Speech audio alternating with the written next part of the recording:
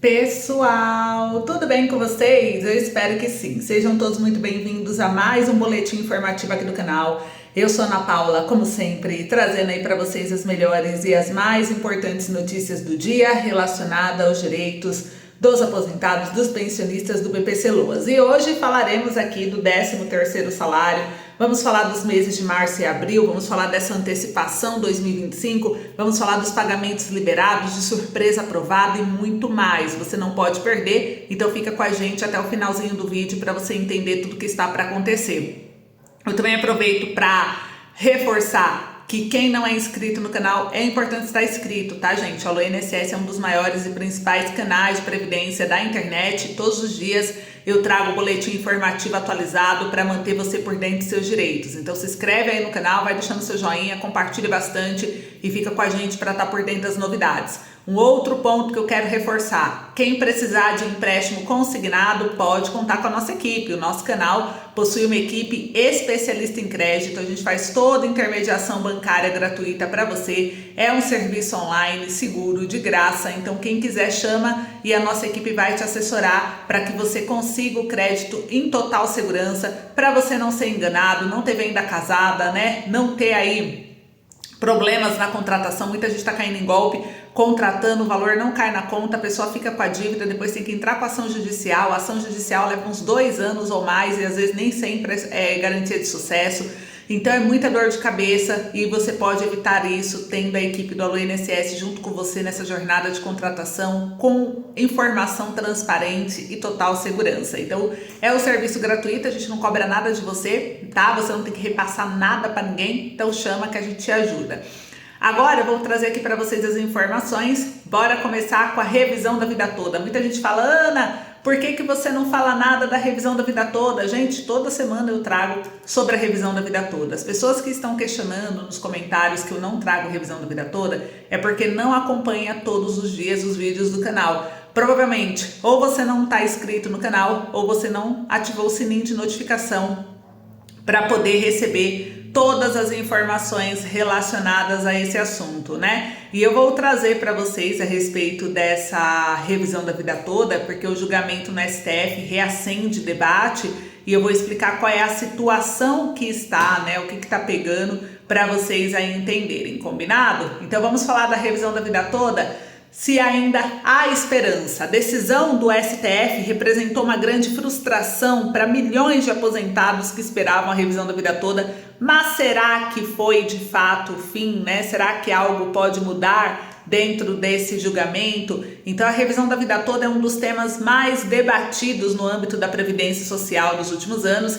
A tese defende o direito dos segurados do INSS de incluir todas as suas contribuições previdenciárias no cálculo de aposentadoria e não apenas as feitas após julho de 94, conforme prevê a regra atual, né? E a decisão do Supremo Tribunal Federal, que é o STF, em 2023, representou um grande impacto para aqueles que esperavam uma revisão mais vantajosa de seus benefícios. O julgamento foi inicialmente favorável aos segurados em 2022, na gestão do governo Bolsonaro, mas com a entrada do Lula na presidência, o governo foi lá, conversou com o STF, falou que não teria condições de pagar. O STF mudou numa nova análise o rumo da questão, gerando incertezas, frustrações, insegurança jurídica, e diante desse cenário surge a grande dúvida: a revisão da vida toda está definitivamente perdida ou ainda há esperança, né? E a revisão da vida toda foi uma tese jurídica que questionava a forma como o INSS calcula as aposentadorias.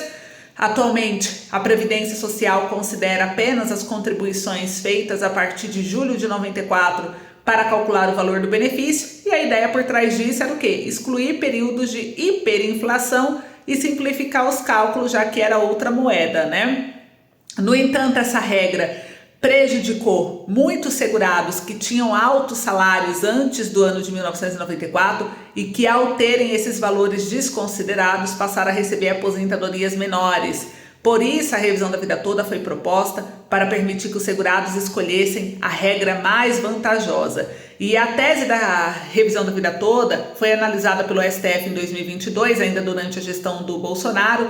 Inicialmente, a decisão foi favorável aos segurados, O placar foi apertado, mas os ministros consideraram que os aposentados poderiam sim optar pela regra mais benéfica. Porém, em 2023, com a mudança de gestão, o INSS entrou com o pedido de modulação de efeitos da decisão, alegando que a aplicação da tese traria um impacto financeiro bilionário aos cofres públicos. Em 2023, o STF julgou a revisão da vida toda e decidiu que os aposentados não podem mais escolher o cálculo mais vantajoso para o seu benefício. Essa reviravolta foi como um golpe duro para quem aguardava a decisão para solicitar a revisão do benefício. A nova interpretação restringiu um direito que vocês já tinham em lei da regra mais vantajosa e deixando a maioria dos segurados sem essa possibilidade. Apesar da decisão desfavorável, ainda não se pode dizer que a revisão da vida toda está completamente perdida. Há alguns fatores que podem manter viva a esperança de quem busca uma revisão de aposentadoria. Primeiro, a possibilidade de novos recursos, né? Embora o STF tenha modificado sua decisão, ainda existem caminhos jurídicos que podem ser explorados, recursos podem ser apresentados para questionar a modulação dos efeitos ou para tentar reverter a decisão em situações específicas. Não foi isso que o governo do Lula fez? O STF já tinha decidido vitória para vocês. O governo foi lá, questionou, fez um recurso e reverteu a situação. Então, nada impede que isso aconteça de novo, né? Talvez uma nova reviravolta possa surgir ainda sobre o tema da revisão da vida toda. Ações individuais ainda podem ter sucesso também, mesmo que a revisão da vida toda tenha sido restringida. Existem outras formas de revisar benefícios previdenciários, como a revisão do teto, revisão do tempo de contribuição, revisão relacionada a erros do INSS no cálculo da aposentadoria. Mesmo com a decisão do STF, casos individuais podem ser analisados com base em argumentos específicos.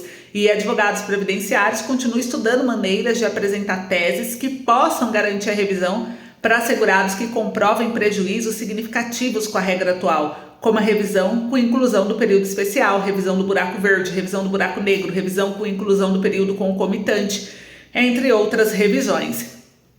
E as mudanças legislativas também podem reabrir a questão, né? O Congresso Nacional, os deputados, senadores e o presidente da República, eles têm o poder de modificar regras previdenciárias. Inclusive, já surge boato que possa surgir uma nova reforma previdenciária em breve. Se houver pressão popular suficiente, mobilização de entidades de aposentados, é possível sim que o novo projeto de lei seja apresentado para corrigir as limitações impostas pela decisão do STF. O próprio Congresso quer poder derrubar decisões do STF, já tem projetos apresentados para limitar os poderes do Supremo, então isso é fichinha para o Congresso Federal, que são eles que criam a legislação, né? E os segurados, o que vocês podem fazer agora? Para aqueles que ainda têm esperança de melhorar o valor da aposentadoria, é fundamental, né, que cada caso é único, claro, a ajuda de um especialista previdenciário para analisar se ainda há possibilidade de pedir revisão de aposentadoria com base em outros argumentos é essencial. A previdência social é um tema dinâmico, gente. Decisões judiciais podem mudar o cenário o tempo todo. Vale a pena acompanhar novos desdobramentos sobre a revisão da vida toda e outras teses de revisão. Em opinião própria, eu acredito que a revisão da vida toda ficará em banho-maria por um tempo significativo. Será usado como barganha de negociação entre os três poderes e, afinal, a aprovação da revisão da vida toda significaria um grande desfalque econômico para a União.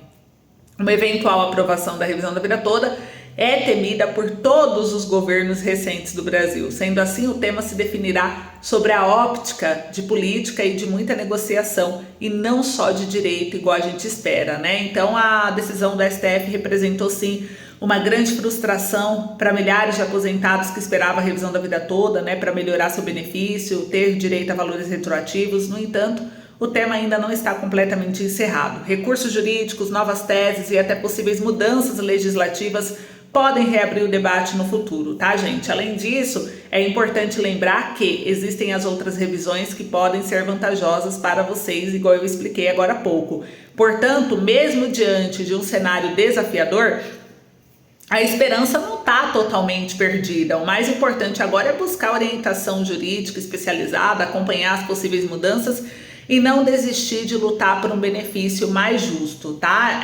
Não tem data no STF ainda para continuar o julgamento, tá bom? O STF agora vai decidir, dentro dos embargos de declaração, eles vão decidir se quem ganhou a revisão da vida toda, já que eles próprios haviam dado a causa ganha para vocês, então muitos juízes de várias instâncias condenaram o INSS a pagar a revisão da vida toda, e o INSS pagou de alguns casos, então eles vão julgar se esses casos que já foram pagos, o aposentado terá que devolver os valores ou não, e se terá que arcar com os impactos, gastos, né, da Previdência com o Judiciário. Eu acho que isso seria um tremendo absurdo, né? Além de tirar um direito que é do aposentado por questões políticas, ainda fazer o aposentado gastar, tirar o dinheiro dele, que já é pouco, para bancar advogado da União, é um absurdo demais, é uma coisa que eu acho que a população não deve aceitar, e se acontecer, a população deveria ir para as ruas, deveria se manifestar e deveria acabar com essa palhaçada, porque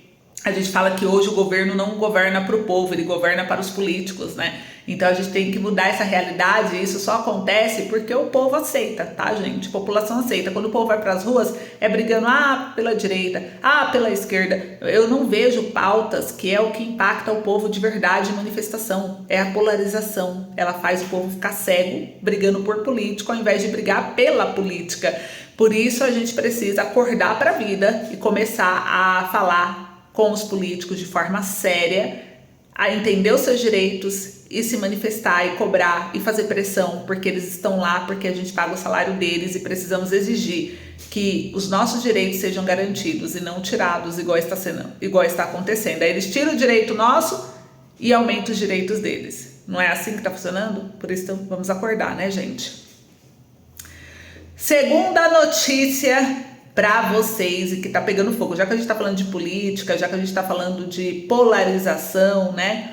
Eu vou trazer aqui para vocês mais uma informação, gente, a respeito da portabilidade. O que é portabilidade, né? De empréstimo consignado. O empréstimo consignado, gente, ele é aquele crédito mais barato e que vem aí para trazer uma qualidade de vida para as pessoas, e as pessoas não ficarem dependentes apenas, né, não ficar dependente apenas do empréstimo pessoal, que é o que tem os juros mais caros. E a portabilidade, quando você faz um empréstimo, depois de um certo tempo, você pagou uns 2 anos já de empréstimo, depois de uns 2 anos começa a surgir oportunidades para você dentro desse contrato de baratear esse empréstimo dependendo das circunstâncias do país. Igual a taxa de juros do consignado veio reduzindo, agora ela está aumentando de novo, mas quem contratou 2 anos atrás pagava uma taxa alta que era de 2,14% ao mês. Com isso, muita gente consegue refinanciar barateando o crédito, porque hoje o teto de juros do consignado é mais barato do que há 2 anos atrás.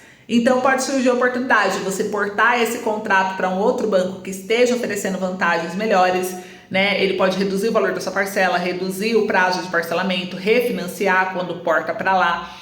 Você pode tentar um refinanciamento dentro do próprio banco que você contratou, mas você tem que ter alguns critérios. Primeiro, você tem que ter uma boa quantidade de parcelas pagas. O ideal é ter pelo menos a partir de 2 anos de contrato pago, que são 24 parcelas pagas. Depois disso, a sua parcela tem que ser um valor alto, considerável, né? Acima de R$100, valor significativo. Você tem que dever mais de 4 mil para o banco, porque se você não deve quase nada, seu contrato está acabando já esse ano, o banco não compensa ele refinanciar e recalcular. Então tem que ter aí uns 4 mil de valores, pelo menos mais uns 2 anos ainda para pagar, para compensar para o banco, tá? Fazer o refinanciamento e a portabilidade. Se você atende esses critérios, você tem idade de até 72 anos, você não fez portabilidade ou refim desses contratos ainda, você pode tentar. Se você quiser, a nossa equipe consegue ajudar. Você precisa acessar o extrato do empréstimo consignado lá no INSS, aplicativo ou site, gera o extrato de empréstimo atualizado e chama a nossa equipe aqui nesse número do WhatsApp que eu deixo na descrição do vídeo, envia para eles e a gente vai avaliar se há alguma oportunidade ou não. Se aparecer em algum sistema bancário, a gente cadastra sua proposta lá, tenta negociar com o banco, vai intermediando e vê se dá certo. Então, é importante vocês saberem que isso está acontecendo.